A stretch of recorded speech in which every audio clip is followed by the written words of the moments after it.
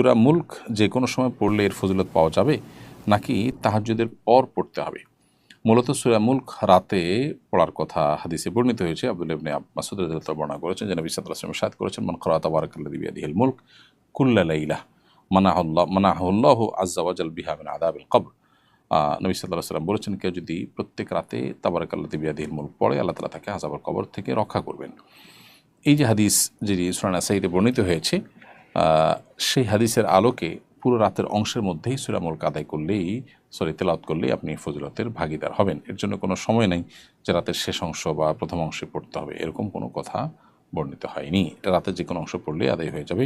তবে তাহাজ্জুদের পরে পড়তে হবে এরকম কোনো বাধ্যবাধকতা নেই।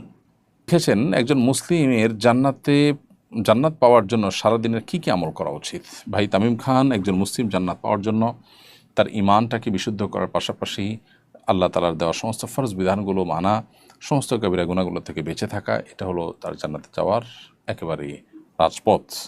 নবী সাল্লাল্লাহু আলাইহি ওয়াসাল্লামের সুন্নাহর অনুসরণ অনুকরণ, সমস্ত আমল কোরআন হাদিসে যেগুলো করতে উৎসাহিত করা হয়েছে সেগুলো করা, মৌলিকভাবে এটা হলো জান্নাতে যাওয়ার পথ। বিধায় সেই জিনিসটা আমাদেরকে খেয়াল রাখতে হবে। আজকাল হালাল উপার্জন, তারপরে চোখের গুনাহ থেকে চোখকে বাঁচিয়ে রাখা, এই বিষয়গুলো নানা কারণে গুরুত্বপূর্ণ এবং এগুলো আমাদের আধ্যাত্মিক শক্তিকে শেষ করে দেয়। সেই জায়গা থেকে জান্নাতে যাওয়ার জন্য আমরা সেই বিষয়গুলোকেও মাথায় রেখে চলা উচিত।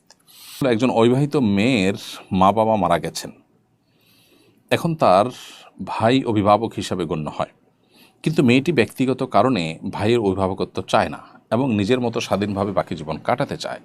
এভাবে সিদ্ধান্ত নেওয়া কি তার গুনাহ হবে?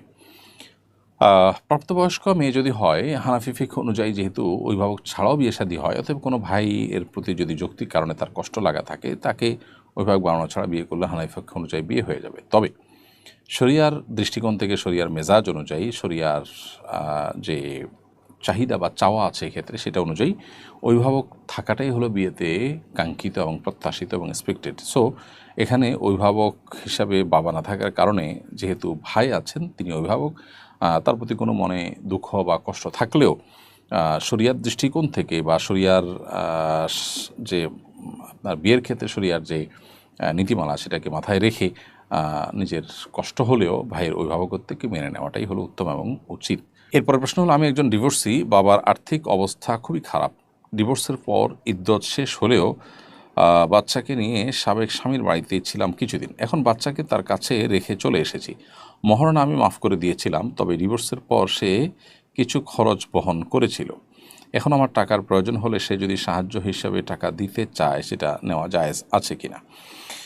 বোন, আপনার প্রশ্নের উত্তর হলো যে ইদ্যত শেষ হওয়ার পর আপনি এবং তিনি, আপনাদের উভয়ের মধ্যে পরনারী এবং পরপুরুষের মতোই, অচেনা অজানা অন্য 10 জন নারী পুরুষের মতোই আপনাদের সম্পর্ক। অর্থাৎ এখানে স্বামী স্ত্রী সুলভ সম্পর্কের কোনো ছিটেফোঁটা আর থাকে না ইদ্যত পালন হওয়ার পর। সো এরকম পর্যায়ে একজন অপরিচিত নারী, অপরিচিত পুরুষ, একজন গারে মাহরাম নারী, একজন গারে মাহরাম পুরুষ পরস্পরকে যেরকম আর্থিক সহযোগিতা করতে পারে বিপদগ্রস্ত হিসাবে, দুস্থ হিসাবে, সেই হিসাবে আপনাকে তিনি সাহায্য করতে পারেন এবং সাহায্য আপনি গ্রহণ করতে পারেন। তবে এর বাহিরে টাকার বিনিময় যদি, এ টাকার কারণে বা আপনাদের আচরণগতভাবে যদি আপনারা স্বামী স্ত্রী সুলভ আচরণ করেন পরস্পরের সাথে, তাহলে সেটা গুনাহের কারণ হবে এবং এর জন্য আল্লাহর কাছে আপনাদেরকে দায়ী হতে হবে। বাচ্চার জন্মের 3য় দিনেই আকিকা দিয়েছি, আদায় হয়েছে কিনা? 7ম দিনে আবার আকিকা আদায় করতে হবে কিনা? প্রথম কথা হলো যে বাচ্চার জন্মের পর 3য় দিন নয়, বরং জন্মের পর 7ম দিনে আকিকা করা হলো সুন্নাহ। তো আপনি 3য় দিনে যদি করে থাকেন, তাহলে সেক্ষেত্রে সুন্নাহটা আদায় হলো না, 7ম দিনে করা সুন্নাহ। তবে আকিকা করার যে দায়, সেটি থেকে আপনি মুক্ত হয়ে গেছেন। এখন আর এটিকে নতুন করে করবার প্রয়োজন নেই। জনৈক মহিলা তার প্রথম সন্তান জন্মের আগে মানত করেছেন ছেলে সন্তান হলে আলেম বানাবেন, কিন্তু পরবর্তীতে তাকে সাধারণ শিক্ষা শিক্ষিত করেন। এরপর আরও 2 মেয়ে এবং 1 ছেলে সন্তান হয়। তখন পূর্বের কথা মনে করে ছোট ছেলেকে মাদ্রাসা ভর্তি করান, কিন্তু সে সঠিক শিক্ষা থেকে বিমুখ, পড়া শেষ করলেও আমলদার নয়।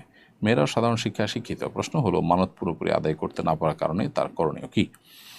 ছেলেকে আলেম বানাবেন এরকম করলে সেটি এমন মানত না যেটা আসলে পূরণ করা আবশ্যক। বিধায় তার কোনো দায় এর জন্য থাকবে না আল্লাহর কাছে ইনশাআল্লাহ। তারপরও তিনি চেষ্টা করেছেন, হলো না, এটার কারণে এক ধরনের গিল্টি ফিল হওয়া বা আল্লাহ তাআলার কাছে ইস্তেগফার করা, সেটা ভালো, বাট মৌলিকভাবে তিনি এই মানত পুরা করা এটা আবশ্যক নয়। সব মানত পুরা করতে নয়, যে মানত শরীয়তের শর্ত পূরণ করে মানত হিসাবে বিশুদ্ধ হওয়ার জন্য সেই মানত পুরা করা আবশ্যক। এটি একটি ভালো নিয়ত ছিল, তিনি চেষ্টা করেছেন, বরং চেষ্টা করে যদি না হয়ে থাকে তাহলে আল্লাহর কাছে বরং তিনি আজর এবং সওয়াব পেয়ে যাবেন ইনশাআল্লাহ তাআলা। এবং তার যেহেতু এখানে কোনো ইচ্ছার ঘাটতি, সদিচ্ছার ঘাটতি ছিল না, ইনশাআল্লাহ তিনি গুণাগার হবেন না। প্রশ্ন সেটি হলো, ডেঙ্গুতে আক্রান্ত হয়ে বিশ্বজয়ী হাফেজ কারি সাইফুর রহমান ত্বকী মারা গেলেন। এছাড়াও ইদানিং অনেক মানুষ ডেঙ্গু, চিকনগুনিয়া, ফ্লু সহ ভাইরাসজনিত নানা জ্বরে আক্রান্ত হচ্ছেন।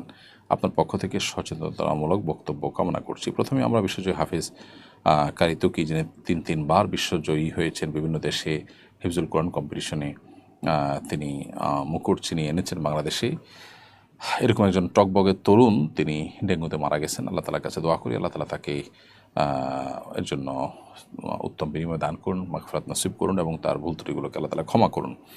শোক সন্তপ্ত পরিবারকে আল্লাহ তাআলা সান্ত্বনা নসিব করুন, আমরা দোয়া করি।